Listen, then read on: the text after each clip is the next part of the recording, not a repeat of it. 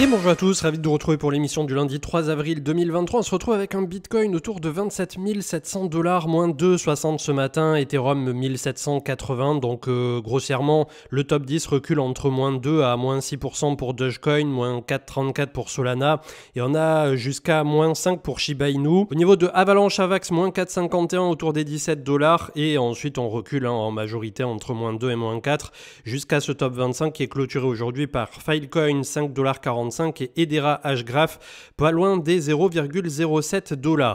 Du côté du 4 heures, donc on est en train d'avoir un micro-range ici entre 26 600 et les 29 000 quasi 200 qu'on était venu taper sur cette petite mèche de la nuit du 30 mars 2023. En bas, il faudrait revenir backtester je pense et s'appuyer vraiment bien fort pour valider que désormais c'est un support autour de 25 200, 300 $ selon l'échangeur où l'on regarde. Et ce matin, quand je regardais un peu les statistiques ici des liquidations des Open Interest, c'est vrai qu'on a un peu un regain d'intérêt du côté des leviers et qui ont tendance à un peu à faire n'importe quoi, à la fois du côté des longues mais aussi des shorts, souvent un peu à retardement. Et là, quand on regarde au niveau des histogrammes, eh bien depuis fin février, on a quand même en majorité souvent des longues qui ont tendance à se faire liquider, quand bien même depuis on est repassé, comme vous le savez, de 20 000 à 29 000. Donc on a eu un rallye qui a été assez exceptionnel, mais on voit malgré tout qu'en cours de route, les liquidations de vendeurs, les short squeeze, pour le coup, ne sont pas majoritaires par rapport aux long squeeze qui se font régulièrement, voilà, un peu déboîtés, et c'est dû au fait que souvent, pas mal de personnes sur le marché crypto ont tendance à long un peu trop agressivement, et du côté des échangeurs ou de tout ce qu'ils proposent comme ça du levier, je suppose que les liquidations sont plutôt simples à venir chercher. Le Crypto Fear and Greed de 63 dans la très légère euphorie, et ce matin le market order flow 8h30 est en train de batailler autour de 27 500 à 27 000 tout court, mais on voit que pour l'instant ça ne se bouscule pas au portillon. Un petit coup d'œil rapide à la map de liquidité, donc on est un peu dans notre no man's land à partir du moment où on ne revient pas à 29 200 au nord, et au sud on a des petits aplats ici qui sont apparus justement autour de la zone des 25. Donc pour l'instant la sensation que sur ce début d'avril on aura besoin d'une direction, et qui pourrait venir là aussi peut-être des États-Unis, puisqu'on l'avait vu sur la clôture de la semaine dernière, on avait eu quand même une très belle poussée du côté du SP500. Notre partenaire du jour, et c'est un nouveau partenaire mais avec lequel on cherchait à travailler depuis fort longtemps, puisqu'on en parle régulièrement sur la chaîne, des métaux précieux en termes de diversification, et il s'agit de Gold Avenue qui vous propose l'achat et la vente d'or, d'argent, platine et palladium, et notamment via un plan d'épargne qui est vachement bien foutu pour le coup. Donc c'est un des leaders mondiaux de l'échange d'or. L'entreprise fait partie du groupe suisse qui s'appelle MKS Pump Group, ce qui confère à Gold Avenue le titre d'acteur fiable sur ce marché de l'or, où parfois on ne sait pas par quelle porte rentrer justement, et même sur notre Discord vous êtes pas mal régulièrement à nous demander vers quel acteur se tourner pour de l'or physique. Donc tout ce qu'ils proposent sont garantis par des certificats d'authenticité reconnus qui garantissent à la fois l'authenticité mais aussi la nature du métal. Et pourquoi c'est important? Puisque en cas de revente, ça peut vous éviter d'avoir une expertise qui sera menée et qui peut amener un coût supplémentaire. Et le but étant, si vous avez une garde directement par Gold Avenue, c'est que lors de la revente, bien évidemment, vous pourrez revendre avec 0% de commission. Et là aussi, on va voir dans quelques instants pourquoi c'est intéressant. Et donc au niveau de leur fonctionnement, selon la loi européenne, le commerce de l'or est exempté de TVA dans le cas où la pureté de l'or acheté est supérieure à 995 millièmes quasiment de l'or pur, ce qui fait que Gold Avenue vous permet d'être exempté de frais de TVA qui s'appliquent normalement en Europe. Et également pour ceux qui souhaitent aller encore plus loin au niveau du temps et de l'exonération, un peu comme quand on parle des fameuses années pour un PEA, vous aurez une totale exonération pour l'autre modèle de taxe qui s'appliquera au bout de 22 ans de détention des actifs. Donc au-delà du fait qu'il vous propose tous les documents garantissant toute cette traçabilité, pour ceux qui sont intéressés par de l'argent, du platine et du palladium qui sont eux soumis à la TVA, 20% en France ou 7,7% en Suisse, Gold Avenue propose aussi des produits sans TVA directement stockés dans un port franc en Suisse, ce qui vous permettra de ne pas payer la TVA dessus, et comme pour leurs autres produits, vous pouvez les revendre instantanément depuis votre compte. Au niveau de la prime d'achat sur l'or, ce qui s'applique en général à tout ouvrage en or, que ça soit la pièce, on parle au minima de 20% de prime d'achat, ou les lingots environ 10%, 10% en moyenne sur le marché. C'est l'une des places les plus compétitives du marché sur Gold Avenue par rapport à l'ensemble de la concurrence, et c'est grâce à cette solution tout en un qui comprend l'achat et le stockage en un clic de la matière première, puis la revente instantanée sans commission,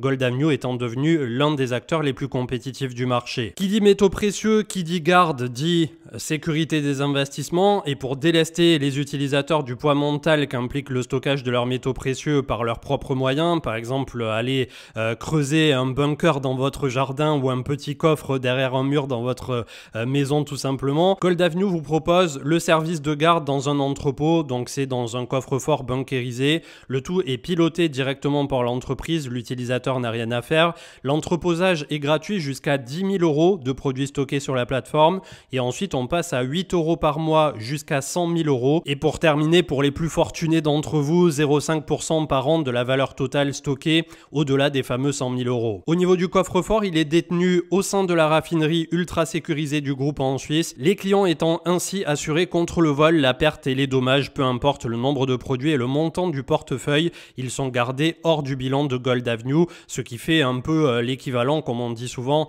de tout ce qui est en mode fonds ségrégés pour nous, pour faire un rapport, une analogie par rapport à la crypto. Si par exemple on a la boîte qui fait faillite, la maison mère, les fonds reviennent aux utilisateurs et sont complètement séparés de leur propre bilan. Également, chose importante, puisque globalement vous achetez de l'or physique, vous pouvez décider de le laisser en garde, mais vous pouvez aussi un jour ou l'autre décider de le récupérer. C'est bel et bien de l'or physique, on ne parle pas là d'or papier, et vous pouvez à tout moment récupérer les métaux précieux sous leur forme physique. Et la livraison se fait selon les montants bien évidemment, avec divers prestataires comme UPS, Swisspost, Helveticor et Loomis au niveau des transferts de fonds, puisque on en voit souvent, hein, c'est aussi des camions blindés, donc on parle là quand même de transporteurs premium. Donc pour clôturer, au niveau de tous les investissements qui sont disponibles, vous pouvez acheter, vendre en un clic, donc ça, quand on parle de métaux précieux, quand même, c'est un sérieux atout. Vous avez tout le service de garde et jusqu'à 10 000 € gratuitement, je le rappelle, qui vous permet de vous enlever ce poids mental du stockage ou tout simplement de devoir récupérer dans un premier temps votre or, chose que vous pouvez faire bien évidemment à tout moment, comme je viens de le dire. Et le tout au niveau des ventes sans commission, puisque on est directement au prix du spot avec 0% d'ajout ou de prime au moment de la revente. Donc ça aussi, c'est quelque chose qui, la plupart du temps, partout est un peu rédhibitoire quand on commence à s'intéresser aux métaux précieux. Donc n'hésitez pas à aller jeter un petit coup d'œil, vous avez le lien en commentaire et description. Vous avez des pages, que ça soit pour l'or, l'argent, platine, palladium, donc avec les petits lingotins ici d'un once qui aujourd'hui sont autour de 1873 € en euros. Et concernant l'or, vous pouvez débuter autour de 71 € avec un gramme, un tout petit lingotin qui vous arrive là aussi avec un emballage qui est plutôt sympa, directement de la manufacture de Pamp. Donc n'hésitez pas à aller les découvrir dans une ère où on ne sait pas trop où l'on va d'un point de vue macro, et on l'a vu, l'or avait tendance à s'apprécier ces temps-ci, et je pense que les métaux précieux, c'est clair, ont probablement un rôle à jouer à l'avenir. C'est toujours bien, je suppose, d'avoir comme ça une petite diversification, et ça fait des années qu'on en parle sur la chaîne au niveau des métaux précieux, ce qui fondamentalement, quand on voit les performances auxquelles nous ont habitués les crypto-monnaies, ne sera peut-être pas ce qui vous fera des x5 ou des x10, bien évidemment, loin de là, mais ça permet d'asseoir au travers du temps un portefeuille et d'avoir un actif qui est fermement et définitivement résilient. Donc j'espère que cette petite présentation vous aura plu. Vous avez le lien en commentaire, description comme d'habitude, et on passe aux informations avec Macro Alf qui nous parlait du SP500 et des bottoms. Donc après le début d'une récession, en général ça prend 11 mois, et là par rapport à la récession en tant que telle, la question que l'on devrait se poser, c'est est-ce que nous sommes déjà dedans, ou est-ce que elle va apparaître bien plus dure à partir du pivot de la Fed? Alors le marché a l'air d'anticiper le fait que ce pivot pourrait se faire à compter de l'été 2023, c'est-à-dire dans un horizon de temps relativement proche, tandis que Powell avait l'air de dire que ça se ferait pas avant la fin d'année, voire début 2024.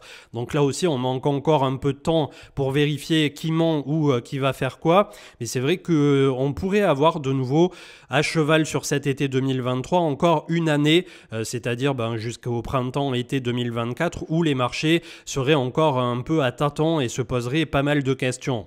Willy Woo avec tout simplement le fait que si on baisse les taux, on va vers les risques on, c'est-à-dire le Bitcoin, et il pourrait augmenter. Si on a des taux qui continuent de monter, les banques partent en insolvabilité, le Bitcoin pourrait aussi monter. Et il disait en plaisantant que Jérôme Powell était véritablement pris entre le marteau et l'enclume actuellement, et que ça pourrait bénéficier très largement, on le verra là aussi si ça se vérifie, si ça continue de se vérifier, au Bitcoin et au marché des cryptos. Je vous ai remonté en date du 23 mars le trade de Miles Dutcher qui nous mettait les 10 airdrops à ne pas louper suite à Arbitrum. On a le wallet Rabi qui pousse enfin Polygon, Zk, IVM, la chaîne qui est désormais supportée donc sur ce wallet qui est vraiment excellent pour le coup. Si vous êtes sur MetaMask, donnez une chance à Rabi, vous verrez que vous n'aurez pas envie de repartir en arrière. Ethereum avec la map de liquidité qui débute elle pour le coup autour de 1009, donc pour l'instant on n'a pas réussi à venir chercher les 1850 1009 et à s'y installer pour essayer de commencer à taper du 2000, 2002, 2004. Rappelons-le qu'on a la mise à jour Shanghai dans 9 jours. Personnellement je pense qu'il y aura un gros narratif autour un peu avant ou un peu après de Shanghai, et notamment pour tous les liquid staking derivatives, ce qu'on appelle vulgairement les LSD, avec tout le narratif Layer 2, Lido, Rocket Pool et tout ce qui va bien. Donc on a déjà Lido qui a bien fait son run depuis début 2023, mais c'est vrai que peut-être il y a un coup à jouer de ce côté-là. Après, comme d'habitude, je ne suis pas conseiller financier.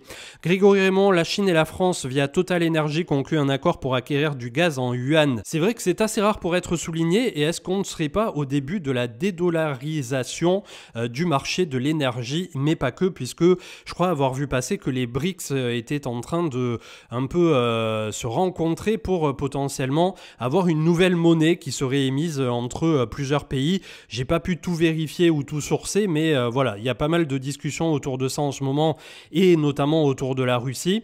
The Rational Root avec les blocs par rapport au Bitcoin, on l'a vu la dernière fois, et un ATH qui était venu par rapport au mining et au hash rate. Alors là, probablement que pour les débutants, je vous perds rapidement avec ces termes techniques, mais en gros, ce qu'il faut retenir, c'est que la difficulté est plus haute que jamais, les mineurs sont plus actifs que jamais, et du coup, par corollaire, la blockchain Bitcoin est plus sécurisée que jamais, et voilà, ça se passe plutôt pas mal.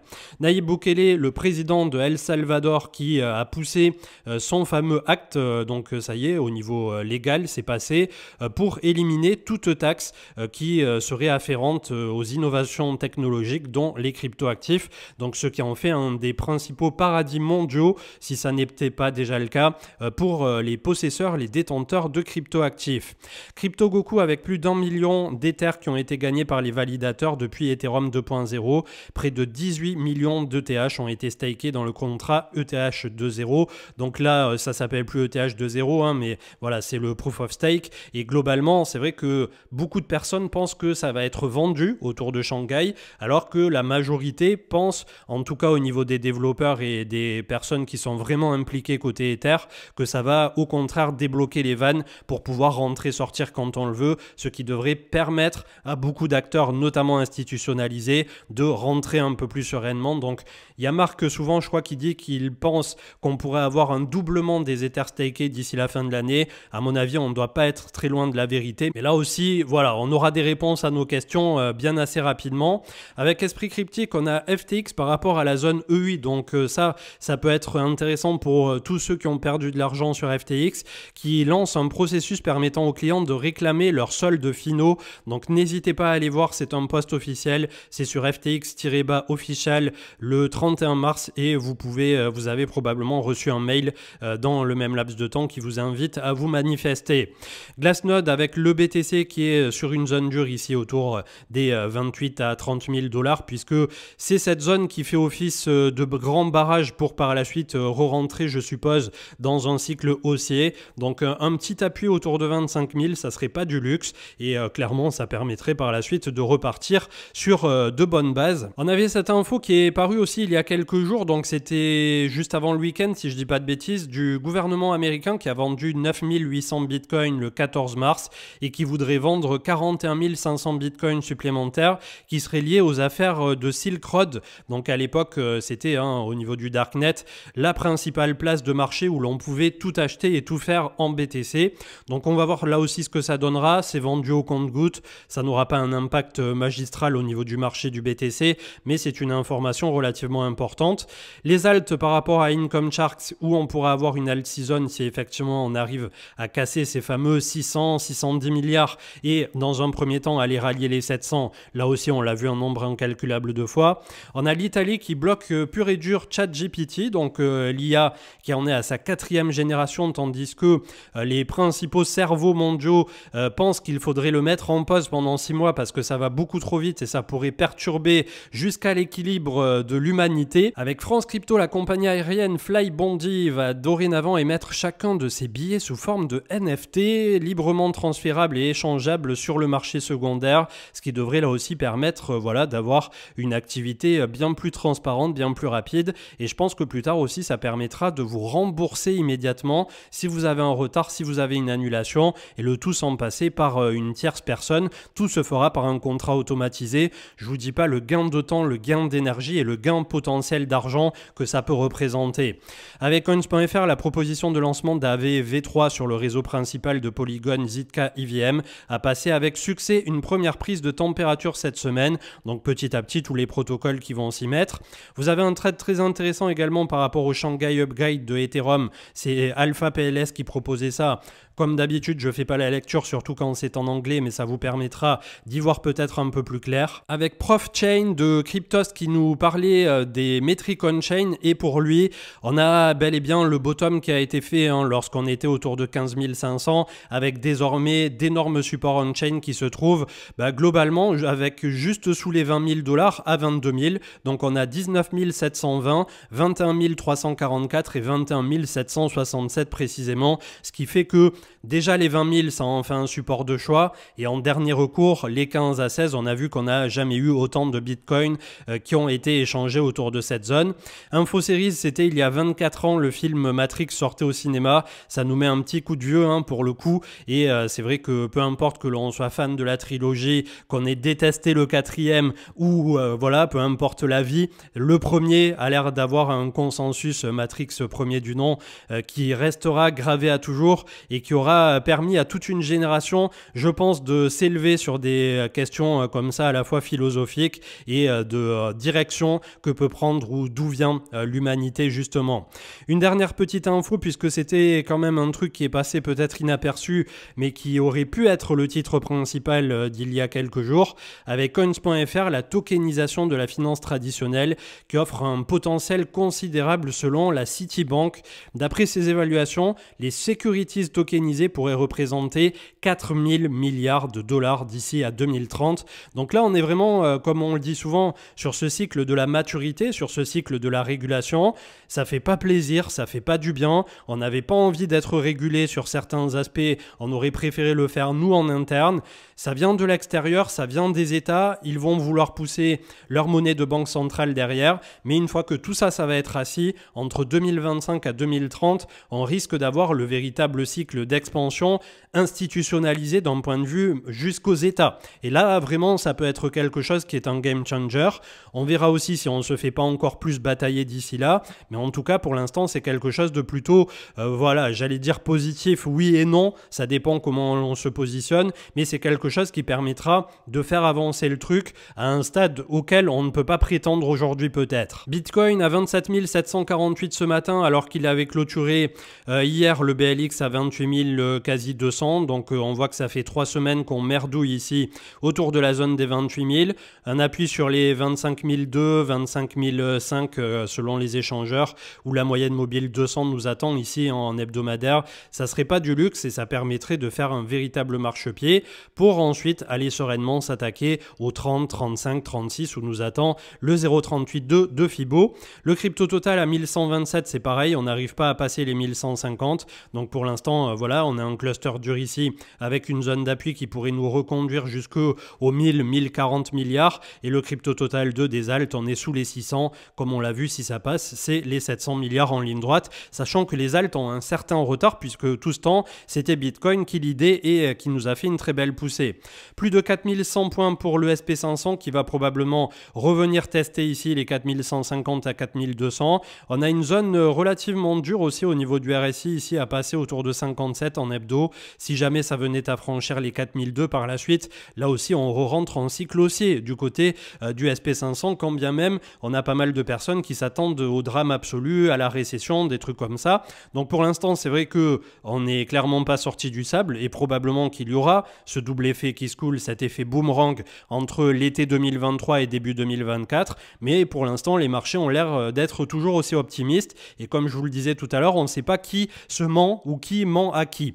On a le gold donc qui est à 1955 $ l'once ce matin, on a un petit support juste en dessous autour de 1925, très très belle poussée depuis le début d'année et comme dit donc pour la mention pour Gold Avenue, on a effectivement un actif qui traversera les âges, qui traversera le temps et qui n'a jamais déçu personne de par en tout cas la réserve pure de valeur que ça représente. Après d'un point de vue spéculatif, à vous de voir, toujours pareil, quand on vient sur du gold, c'est pas forcément rentrer un jour pour ressortir une semaine après. On l'a vu, on avait même des exonérations qui couraient à 22 ans, donc c'est quelque chose là pour le coup, un véritable placement très long terme. Ethereum 1785, donc pareil que sur le crypto total, on n'arrive pas à s'affranchir des 1008, si jamais ça passe par la suite. On a les 2004 en ligne de mire et on a toutes les moyennes mobiles qui sont sous le cours, donc ça se laisse un peu flotter. Je ne sais pas où va conduire ce flottement là, pour être honnête, en début de semaine pour le marché crypto, mais il va falloir sérieusement pousser un peu plus fort si on veut aller visiter des targets un peu plus hautes. Je vois qu'il y a Tesla qui continue de pousser, plus 6%, donc ceux qui ont acheté ici proche des 100 $ qui sont en train d'en bénéficier très largement. Il y aura probablement une zone de bataille autour de 220-222 ici, puisqu'on arrive au 0,38,2 de ce grand retracement et on aura la moyenne mobile 50. Donc clairement, c'est par là, entre 200 et 220 à mon avis, que ceux qui font du court terme pourraient commencer à s'alléger. Personnellement, je les garde en portefeuille pour du long terme, puisque j'y crois à Tesla. Mais après, voilà, je vous donne aussi les zones pour ceux qui sont un peu plus actifs. On a un début de rebond, micro-rebond en tout cas par rapport au DXY, au dollar américain. Donc là aussi, on avait potentiellement un double creux en formation. On va voir comment ça va se passer. Le MACD qui est complètement à plat. Le RSI qui lui aussi suit plutôt pas mal la danse. Donc quelque chose sur lequel il faudra avoir un œil pour vérifier si les acteurs de marché se réfugient par la suite de nouveau en dollars.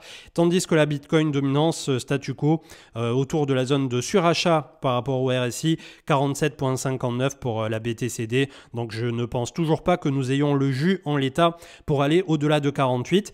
Espérons que si Bitcoin vient à tenir entre 25 et 28, on ait enfin un semblant d'alt season, puisque pour l'instant les alts n'ont pas performé et on pourrait peut-être avoir cette spéculation qui arriverait sous une semaine, un peu plus d'une semaine, autour de Shanghai, autour d'Ether. Comme je vous disais tout à l'heure, pas mal de personnes pensent que ça va être vendu, ça n'est pas mon cas, mais comme d'habitude, je n'ai pas de boule de cristal, donc c'est à tout à chacun de gérer à la fois ses investissements, mais aussi son horizon de temps et son risque qui en découle. On clôturera avec Morpheus Network, MNW, qui vit sa meilleure vie pendant ce bear market. Donc on est autour de la supply chain, pour ceux qui ne connaissent pas ce projet qu'on avait eu en mention sponsorisée par 2-3 fois ces 2 dernières années. Ça se passe plutôt pas mal.